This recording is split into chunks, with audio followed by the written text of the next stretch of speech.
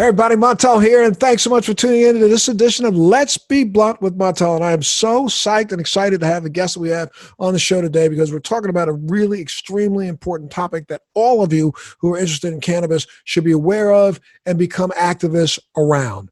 Now imagine sitting in a cell for years, decades, or even life, convicted of an activity that's no longer even considered a crime. Well, while thousands of other people build intergenerational wealth doing the exact same thing you did to get busted. That's a situation that over 40,000 cannabis prisoners face today in the United States alone.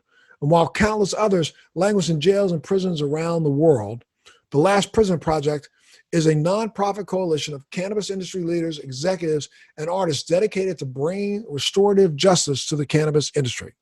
Sarah Gerston is the executive director and general counsel to the Last Prison Project, and board member Evelyn LaChapelle are both joining me today. And Evelyn spent 5 years in prison for a cannabis-related offense. Thank you so much, ladies, for joining us today.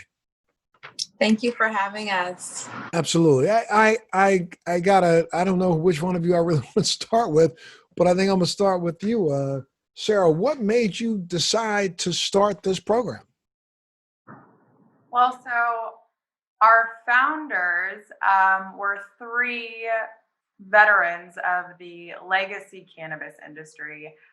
One of them being Steve D'Angelo, who started the dispensary chain Harborside. So each of our founders had been able to find success in the now legal cannabis industry. And they recognized that at the same time, they were able to build that wealth and profit from this plant. Others were still incarcerated, still sitting behind bars. For my part, I had been working in the legal industry, but had a criminal justice background and had been working on record relief. So getting folks' records expunged that still had cannabis offenses on their records. One interesting thing that we've seen with cannabis legalization is it has actually expanded a lot of these tools for criminal justice reform, like automatic expungement.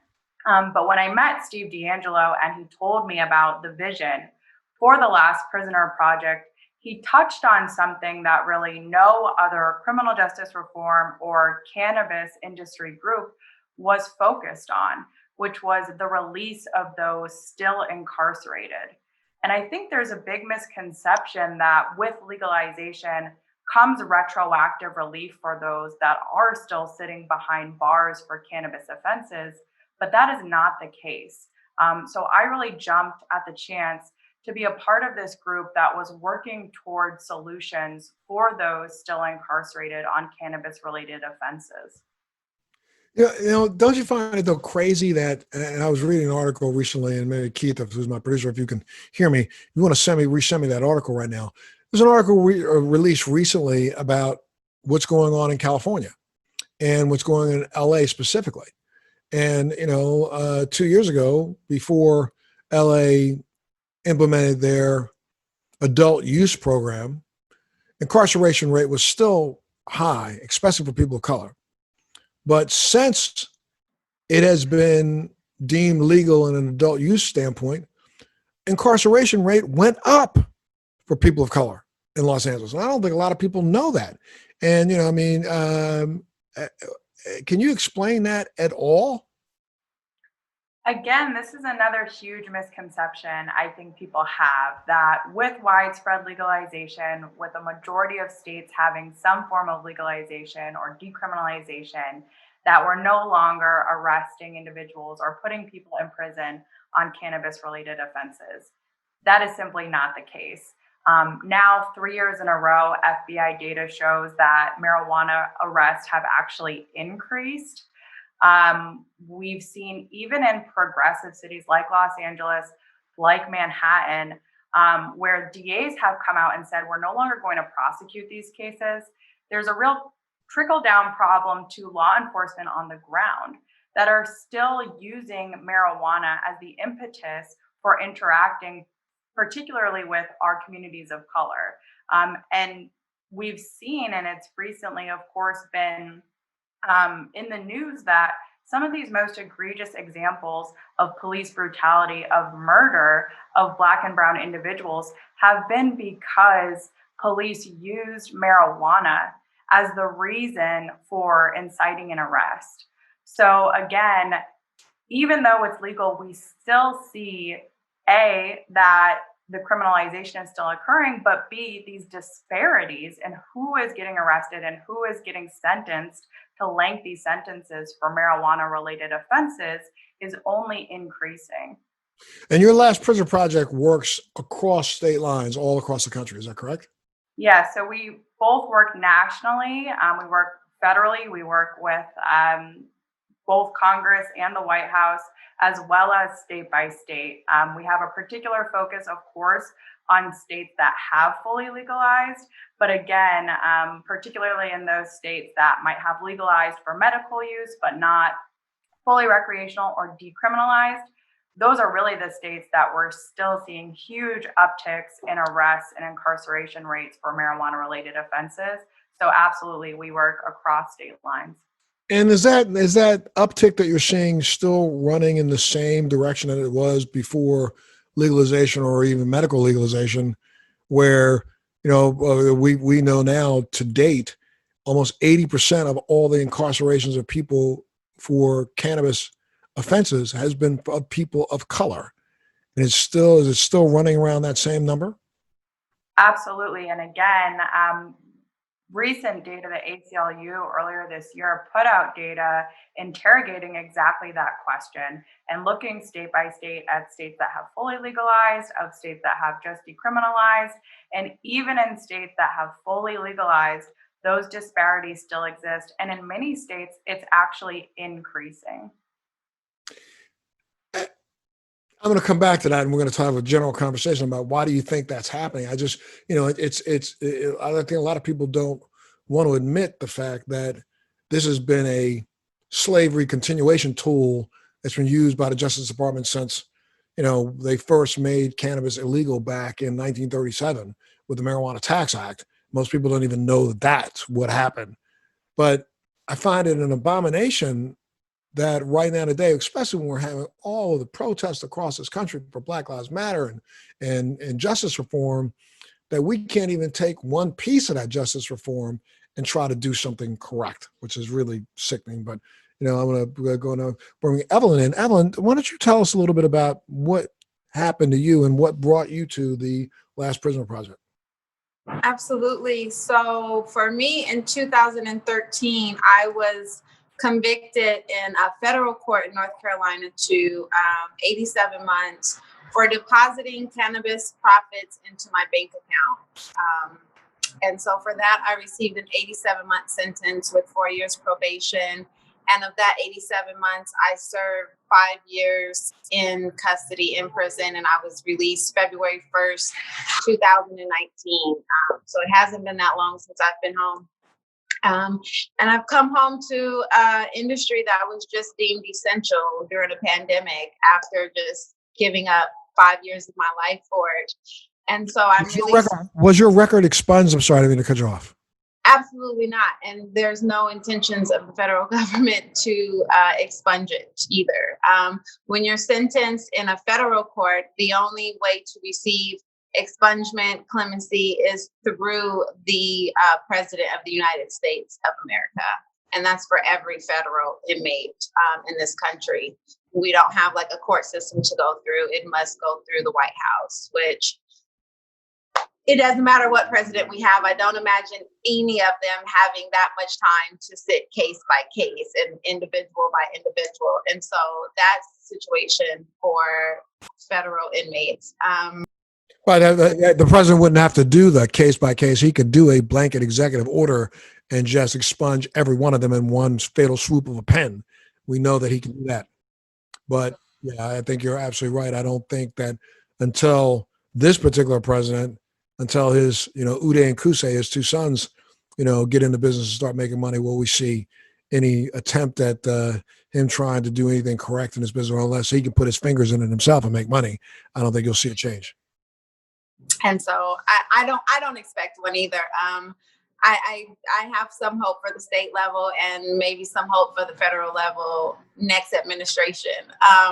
But so to get to how I got with LPP, Last Prisoner Project, I was released in February, and in June, my co-defendant, Corvain Cooper, who was already working with Last Prisoner Project, he's serving life right now in prison for pot. And he connected us, and I've been sharing my story, pushing the message, and really just behind the mission of Last Prisoner Project. Let's slow down just a little bit. I want to slow you down and back up. And I hate to take you back on a painful part of the journey, but talk about that bust again. Now, you weren't handling cannabis itself, right? Not at all. You weren't touching the product at all. Never seen it, smelled it, or smoked it. So, I mean, what happens? A friend of yours asked you if you make a deposit for them? So Absolutely. you got caught up in a money laundering, if you will. That's what they were probably charged you with, right? That's exactly what happened. I participated for 9 months in 2008, 2009. From January to September, a friend asked me to deposit the funds into my account. Honestly, it was marijuana. I didn't really think twice about it. I'm doing a favor. Like, I just didn't consider the consequences, because in California, marijuana just doesn't hold that heavy weight of, drug dealing. And in 2009, marijuana was medically legal in California. Absolutely. Yes. And again, that's also a bigger issue nationwide, in the fact that we don't have any reasonable laws for banking. So it did make money impossible. People were back then, I can remember 2006, 7, 8, 9, visiting friends of mine who I knew were involved in the medical cannabis industry in California, and they were literally utilizing coffee cans as their bank. Right. Sand. So our Western Union, and so that's sort of how I got into it. Western Union charges so much, and they're like, oh, we'll just put it in the bank and do it that way. And I just didn't think that I was doing anything worthy of federal prosecution. So was it a knock at the door? When did you realize you were getting arrested? I wish it were a knock at the door. No, it was 2009. I was involved for 9 months. You had just had a child then? I had just had a child October 2009, and which is when I just went on with my life, had a child, got married, graduated from Loyola Marymount, and started my career in the hospitality industry. So 4 years has passed when I'm stopped outside of my mom's house, sort of routine, but I don't have my ID on me because it's in the house. Like, I had just come outside and they run my name. I have a warrant. There's a warrant issued for my arrest, and just out of the blue, I'm taken to jail, and I don't find out for 2 days later. I sit in a jail cell in a holding facility for 2 days before I'm arraigned, and then I go into arraignment. First time ever being in a courthouse, ever being in trouble, and they tell me I'm facing up to 20 years in prison for something that you did 4 years earlier. From something that I had done 4 years earlier. Mm-hmm. I really want our listeners to get a sense of, just from an emotional standpoint, what I can't imagine myself having had this happen to me, but what went through your mind when you're sitting, first off, when they arrested you to begin with, did you have any clue that it was going to end up being a marijuana? No, I had no clue. And to be honest, when the officer approached the car, there was the smell of marijuana in the car, but it's legal at this point, right? So I'm not concerned about that. I'm uninterested about that. So even when he takes me into custody, because it was a federal warrant, he didn't have access to what the warrant was. So all he tells me is it's ICE. We automatically imagine that that's immigration, and I know that can be an issue for me. And so I go to prison not at all knowing or even considering it to be from the marijuana from 4 years earlier. I honestly am like, this has got to be a mistake. I don't know what's going on, and I can't wait to sue the hell out of these people because this is a mistake. And it turns out it wasn't. And that began the nightmare, because I'm assuming, did you have a lawyer at the time? Did you have to use a public defender? How did you go through the legal process? I was fortunate enough to afford an attorney. My mother stepped in, and I was fortunate enough to get an attorney. It didn't work, right? $35,000. I go to trial, and he barely is awake during the trial, and so that played a major part, I believe, in just the system, in the federal court system. So it's a year later. So now my daughter is has just turned 4. There's a year of leading up to trial. I drop her off at daycare on a Monday. Trial starts on Tuesday. Trial ends on Friday with them finding me guilty of 3 charges: conspiracy to distribute marijuana, conspiracy to money launder, and structuring. And I'm taken straight into custody October the 18th, 2013. When the judge, I guess they sentenced you that day, what was the sentence for 10 years? The sentence was for 87 months, so 7 years, 3 87 months. months. Wow. Mm-hmm. I mean, when you hear him say those words, what did you think? I hit the floor. When I hear them say guilty, I hit the floor. And my attorney, then the one who was paid to do nothing, he's like, "Get up, we'll maybe get you out on bond."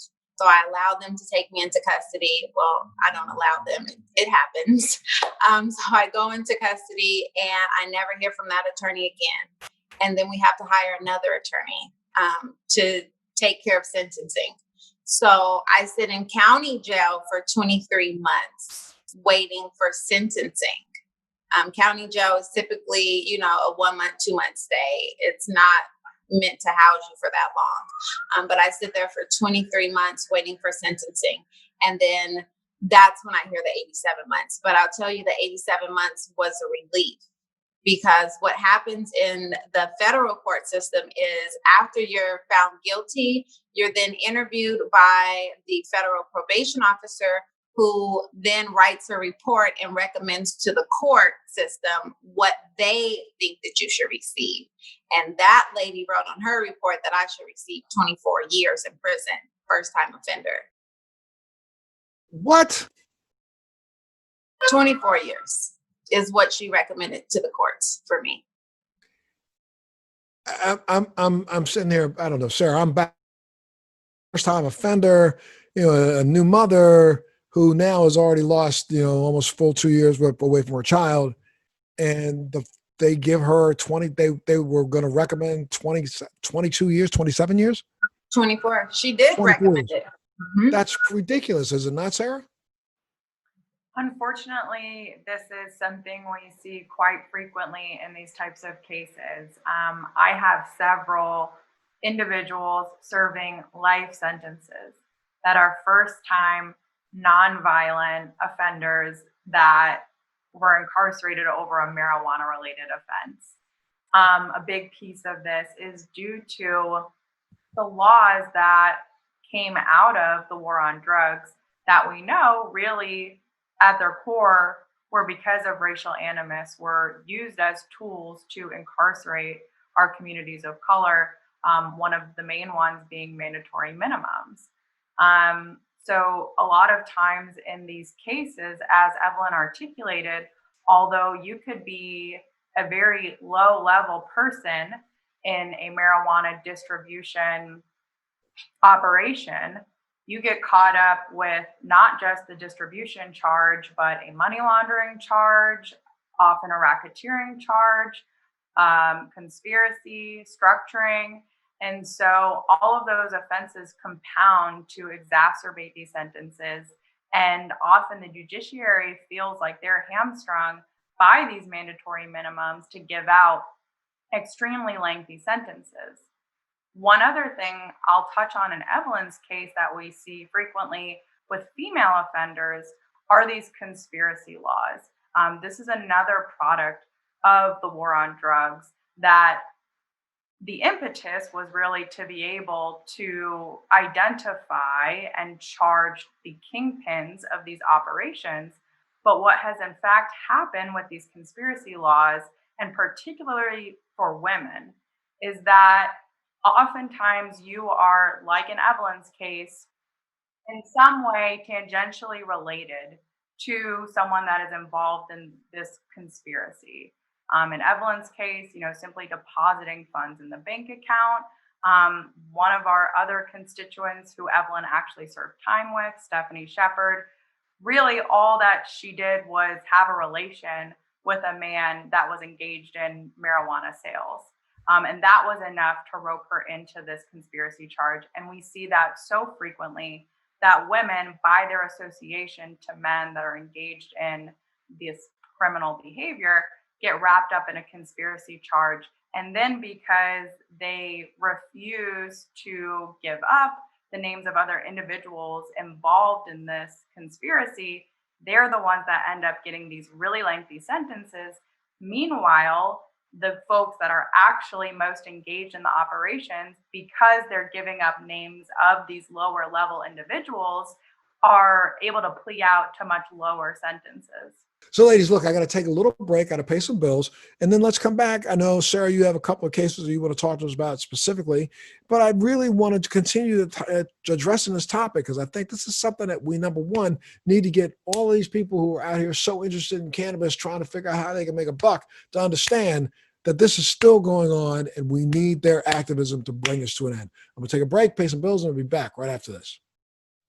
Again, thanks so much for tuning in to Let's Be Blunt with Montel. And today's guests are Sarah Gerston, who's Executive Director and General Counsel to the Last Prisoner Project, and board member Evelyn LaChapelle, who spent 5 years in prison for a cannabis-related offense, here to talk about the fact that right now we have over 40,000 cannabis prisoners languishing in prison in the United States alone, while we have an industry that's a burgeoning industry that's allowing thousands of people to make intergenerational wealth and provide services and jobs and collect big bank, while we still have 40,000 people languishing in prison. This is really ridiculous. Ladies, thank you so much for being here today. So I want to come back. Sarah, you had a couple of cases that you wanted to talk. Corvain Cooper is one of them. Let's talk a little about Corvain. So, as Evelyn mentioned, Corvain was actually Evelyn's co-defendant. But Corvain ended up receiving a life sentence for a nonviolent cannabis offense. As Evelyn mentioned, in the federal system, there is no opportunity for parole. So our only hopes right now for Corvain are either trying to get resentencing through the judiciary, or getting clemency from the president. Right now, an active program that we're working on, and Corvain has an attorney assessing if this will be feasible for him, is our compassionate release program. COVID, of course, represents an urgent health risk for anyone that is currently incarcerated. The conditions of confinement make it impossible, really, to deploy the basic precautions that we're all taking to mitigate the spread of this virus. So anyone that is incarcerated right now is particularly at risk of contracting COVID-19. So that has also presented an opportunity for us to actually go back to these sentencing courts and try to get individuals out under the compassionate release statute that was actually expanded in 2018 under the First Step Act. Unfortunately, because Corvain is younger, doesn't have any, super serious chronic underlying health conditions, he likely won't be a great candidate for compassionate release. So we are urging all of our supporters to get involved in advocating for Corvain while we present his petition for clemency to the White House. We have been working with the White House's Clemency Committee for months. We have a package of petitions of these individuals that are serving life sentences that we will be presenting to the White House. And we really need the public support behind this. Whether it's at the state or the federal level, when you're asking for clemency, of course, this is a political act by the executive officer, whether it be the president or the governor of a state. And so they need to know that their constituency, the people that elected them, support these actions.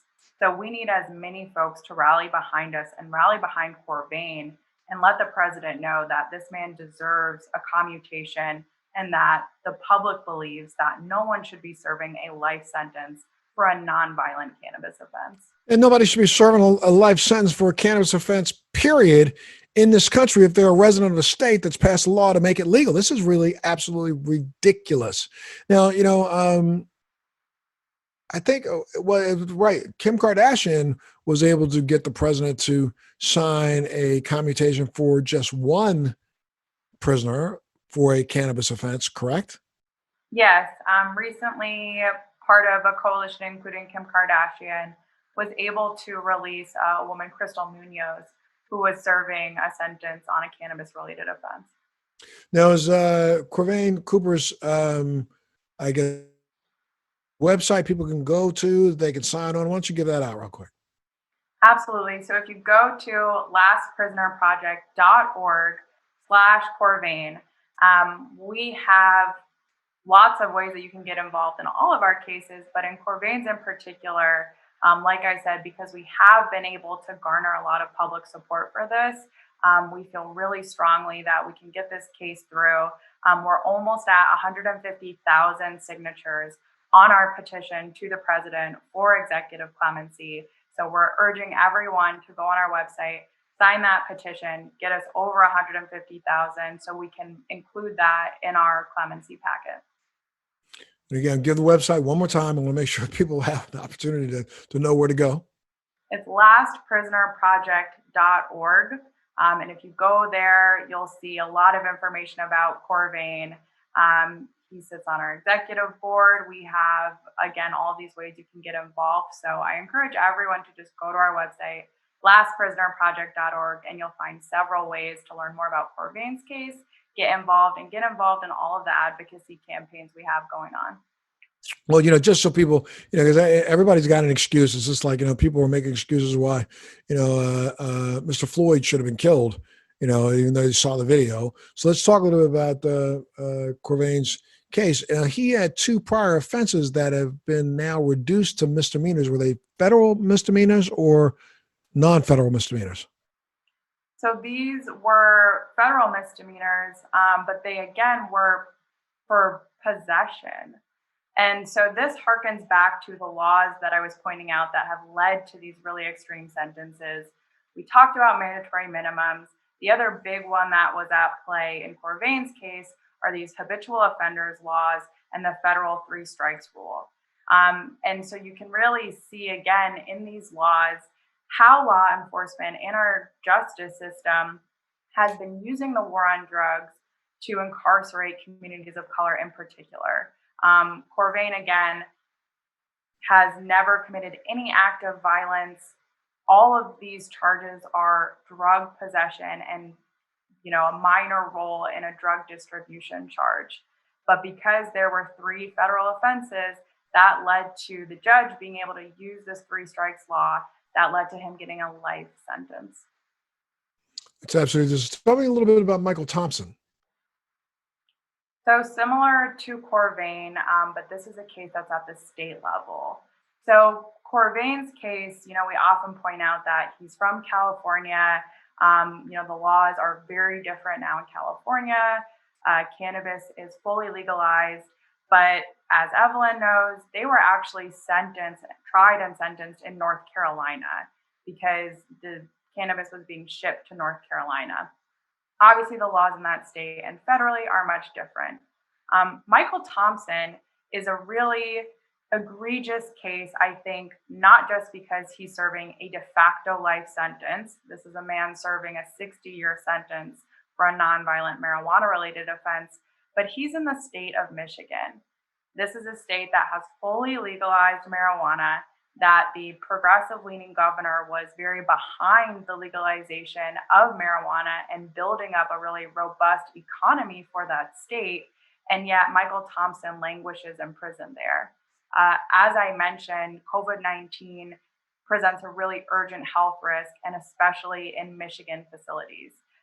Michigan correctional facilities are becoming hotspots of the virus, infection rates there are spiking.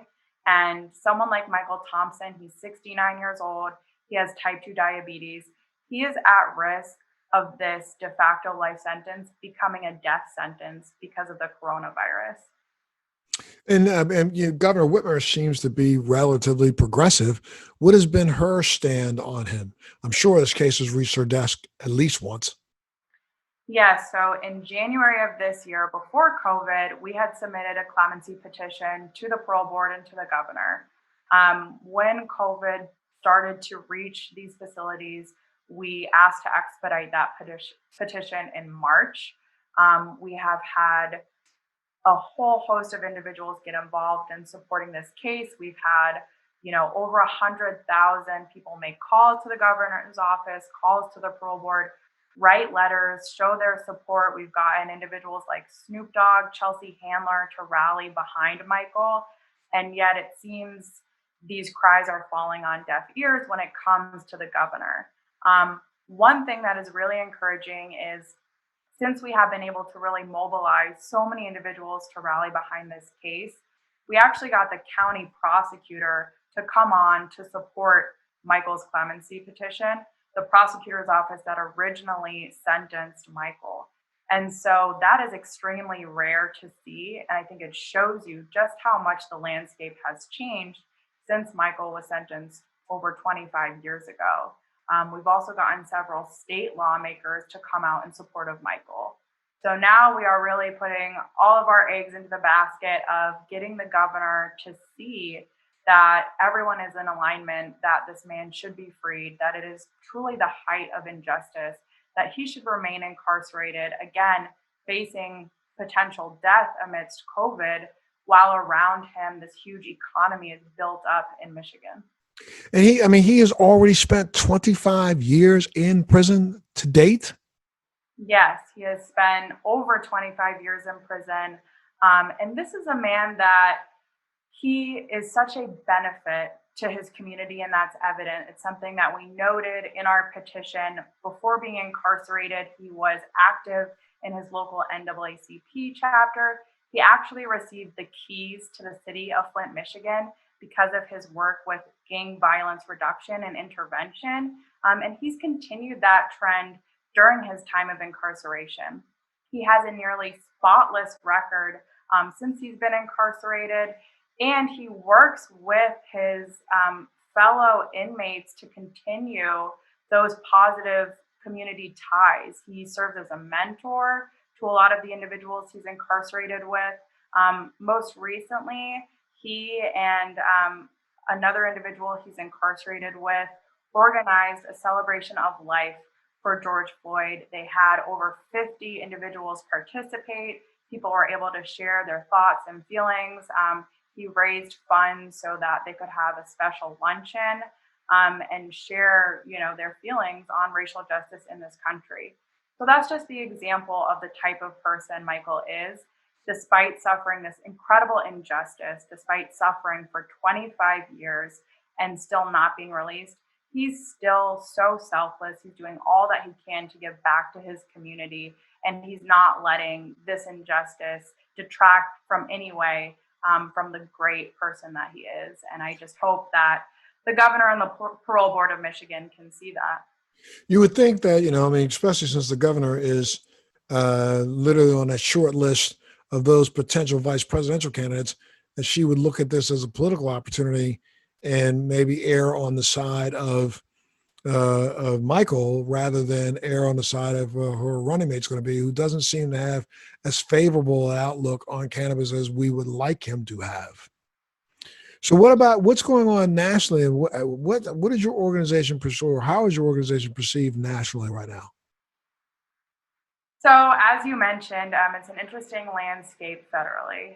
As a 501c3 organization, we focus on direct services. Of course, we engage in client advocacy and policy work, but we do not directly endorse or oppose any candidate for office. But we do our best, certainly, to educate the public about what the candidates' positions are. And unfortunately, as you've alluded to, neither candidate for president has really prioritized either criminal justice reform or particularly cannabis justice, which I think, as you point out, is really at odds with not only the general public, but with progressive lawmakers. I think most of the Democratic candidates for president, when they were in the running, had really robust platforms for criminal justice reform that included the legalization of marijuana, because those individuals really saw the connection between ending the war on drugs, fully legalizing cannabis, and redressing the disparities within our justice system from policing all the way through sentencing and incarceration. Unfortunately, it doesn't seem like either the current president or Vice President Biden really understand that this can really be a tool to redress these disparities, unfortunately. Evelyn, I'm going to come back to you, Evelyn. Now, you once you got out of jail and they let you out, you sought out and got your previous job back. Is that right? Previous job, different hotel chain. Mm-hmm. Okay. And when you got that job, I've told someone at that job looked into your background and then basically went in and said, "Hey, this woman's been busting for pot. Get her out of here," and you got fired. That's exactly how it happened. I was on the job, had been on the job for almost 2 months, just really excited that I had been released, and now I'm getting right back in where I left off. And Human Resources called me into their office and told me that someone had Googled my name, and this is what they found. And she slides the article across the desk. There's one article written about my case, published by ICE.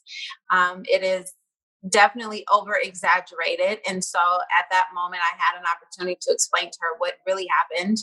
And she asked me to pack up my belongings and leave the building.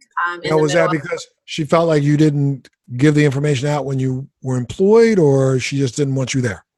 Well, there's two things that played into that. California removed the "Are you a felon?" from the application. And so that gives us an opportunity to at least get before the interviewers to interview for the job prior to them reading that you're a felon on the application. So I get into the interview. All 4 executives asked me about my gap in employment, my 5-year gap in employment. My response was rehearsed. I had already went through this process. My personal life took a hit. I was unable to work for 5 years. I'm eager and prepared to get back into the workforce, is what I told everyone. Until I got to the general manager, who then asked me, "What's the biggest mistake that you made in life?" And I tell him that the biggest mistake that I made was not taking responsibility for my actions in a marijuana case. I suffered great consequences, but I'm ready to get back to work. From then, I passed the background check. Then once she realizes, once she is in possession of the article, she runs an additional 3 background checks that I pass. I pass all 4 background checks. Why I can only account that it's a blessing, I believe it's because most people only run state background checks and not federal background checks. And so all of that hashed out, and now I'm on the job, and I'm working satisfactorily. And so she asked me to leave. So I think I didn't know up front, but I also think that they just don't have space in their building. Their culture doesn't allow for people with felons. So now, are you employed now? I am employed now in the legal cannabis industry. And so it has all worked out. And that right there has got to just throw you for a loop. You go to jail for something that now you can work at legally. It throws you for a bigger loop than you can even imagine. I came out extremely afraid of cannabis, not wanting to see it, touch it, be near it. I still run risks daily. I'm still on probation, so I still cannot be in the in possession or even in the room with the flower and the plant. So luckily, I'm employed at Vertosa, where we don't handle the plant in the office and on hand, and they have brought me on as their community engagement manager. And just I've now moved into a space where the cannabis industry as a whole I feel like it owes me. Like, this is my place. I sat down 5 years, and I shouldn't be afraid of it. I'm no longer fearful of it. And I've come in, I've been embraced with open arms, and I'm here to stay. I would never leave. Sarah, Scott also discussed you a little bit, though, the fact that the majority of your clients are people of color. And we have an industry that has literally been whitewashed. And I say that in a sense that the majority of owners of the businesses, people who are getting licenses, whether they are asked to have minority representation on their boards or in their company or not, are normally not people of color. So I don't understand why there isn't more support for your organization across the board in the industry. Unfortunately, you're absolutely right. Despite a lot of, especially the newer states that have more recently legalized, prioritizing not only social equity, creating an equitable industry, but also reinvesting in the communities most harmed by the war on drugs, we really have not to date seen a successful social equity program. Of course, those programs are designed at getting those disproportionately impacted community members licenses and ownership opportunities. There are so many barriers to entry into this industry, of course, particularly for our communities of color, from the regulatory hurdles, the hurdles you'll face if you have a criminal record, just having the access to capital that you need to be an owner. And so that's why at Last Prisoner Project, while our core focus is on release and those legal services, we do want to assist those coming out that, like Evelyn, do want to take what is rightfully should be theirs in this industry and have a position in this industry. We focus on the workforce development, though. But even there, you'll see those same disparities. And I think that goes back to, this issue that Evelyn has brought up, that even if you're in a state like California that has probably the most expansive ban the box law, and so you shouldn't really be restricted from entering an industry because of your criminal record, if that industry is cannabis and you're on probation or parole, you might in fact be barred from even being employed in the industry.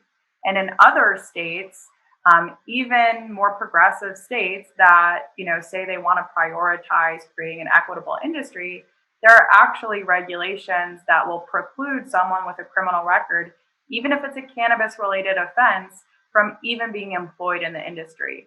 So that's the kind of policy work and legislative initiatives that we try to focus on to ensure that we're not just creating an industry that is equitable in ownership, but that at every rung of the corporate ladder in this industry, we're creating space for those communities disproportionately impacted by prohibition. What year? No, how many years has the project been in place? So we are actually just over a year old. So there's certainly a lot of work to do, but I'm really encouraged at the progress that we've made just in that year. And I think, again, that speaks to this reckoning that a lot of particularly state lawmakers are having, that they recognize now how reforming cannabis laws can actually be a tool of redressing all of these disparities within our criminal justice system. And I complete disclosure, I've been working on a project with Snoop's production company, and COVID has kind of slowed this down. But we're working on a project where we want to try to put some of these stories, and I would say, like Evelyn's story, put this in the public's view. I think that's one of the biggest problems right now, is that, I think it's one of the biggest problems with the cannabis industry is lack of education, and, lack of education at every single level, even in the dispensary level or in the, to consumer level. We don't have enough education, but we don't have enough education when it comes to letting people know what's going on in the criminal justice system. We just don't. And we're going to have to do a better job of this, or we're going to find ourselves being faced with this for the next 20 years. Absolutely. I can't tell you how big of a disconnect there is between stakeholders within the industry and even just cannabis consumers. So many people really believe that when we legalize, we let everyone out. And that anyone that was incarcerated or was even experiencing the collateral consequences of a cannabis offense was no longer, that we provided retroactive relief for all of those individuals. That is not the case. It's not the case federally. It's not the case in any state when we're talking about actually releasing individuals. And so there's a huge amount of work to be done around awareness and education. So that's another big part of what we try to do at Last Prisoner Project. And again, if you go to our website, lastprisonerproject.org, we try every week to share a new story of someone that has suffered because of these laws. And I think when you go and you look at, there are so many, unfortunately, devastating stories like Evelyn's. But when you see the sheer number, but also the range of individuals, I mean, you really understand that these are not criminals. These are our community members, our fathers and mothers and sisters and brothers. And I think anyone, again, that is either participating in this industry or even freely consuming cannabis should understand that it could have been any of us, right? I mean, of course, if you are a person of color, it was much more likely that that person was going to be you, that was going to experience the harms of these laws. But really, any of us, even now, this plant is federally illegal. So even if you really believe, I'm operating under my state legal laws, the federal government could at any time come and criminalize your behavior. And I think anyone, especially the white men that are largely the people profiting off of this industry, have to reckon with that and have to give back to these criminal justice reform initiatives. Have to. So, Evelyn, what's next for you? There's a lot coming around the corner. I am in the process of launching my own cannabis accessory line. I can't touch the plant, and I would love to, dispensaries plant flower. That's out of my arena right now, and so I'll have some fancy kits coming with the grinders and the cones and the lighters. It'll be called 87. So I'm building that brand. I'm building my community engagement role here at Vertosa. And there's just a lot. There's a pre-roll with Her Highness. So 2020, as rude as it has been to all of us, it has been a blessing to me. And just coming out of the criminalization of how that made me feel, the damage that it caused me, my daughter, my entire family, and I'm coming out of that. That's what 2020 has been for me. Just moving out. Any thoughts on a book? I want to do a graphic novel, and so yes, there's thoughts on it. I just need a really good artist. There's so many stories that I could tell just from that experience. I read a lot of Brene Brown, a lot of self-help. And so in my head, when I tell the story, it's a story of like overcoming it. But then when I rehash sort of the moments, it's almost like an urban book. I mean, like there's so many different ways that I tell the story, that I receive and internalize the story, that I haven't been able to pinpoint the story that I want on paper. But I'm definitely working on it, definitely thinking about it. That's great. And Sarah, any opportunities of getting in to talk to, our presumptive nominee, Joe Biden? Is he on the list? Is there a way that you can get in and chat with them? Is your organization trying to do so? There is definitely a coalition, I would say, of cannabis industry and advocates that are working with the Biden campaign and with the Sanders-Biden Justice Reform Coalition, and certainly trying to get the folks around Biden to see, again, that, this isn't just about boosting the economy, although that certainly is a tool we can use, especially amidst being on the brink of a recession. But we are at a moment where this country is reckoning with this justice system, with policing practices, with law enforcement. And we know, we have the scholarship, we have the data to support that legalization and defunding the war on drugs can be a really incredible tool for our reimagining of our justice system, for reinvesting from tools of law enforcement to giving back to these communities that have been devastated by the war on drugs. So we are certainly doing everything we can to ensure that whoever the next president is going to be understands that and can work with us to push for true reform. Thank you. Well, Sarah Gerston and Evelyn LaChapelle, thank you so much for being a guest today on Let's Be Blunt with Montel. I want to make sure I thank all of you for tuning in and listening today, and make sure you understand that there's no reason why anyone's in this industry unless they are willing to step to the plate and support an organization like the Last Prison Project. Anybody who's making a penny, anybody who's getting relief from this plant should understand that that relief was built on the backs of people like Evelyn, and we need to be supportive of them as best we can. So thank you again, ladies, for being a part of the show today, and make sure you tune in to the next edition of Let's Be Blunt with Montel.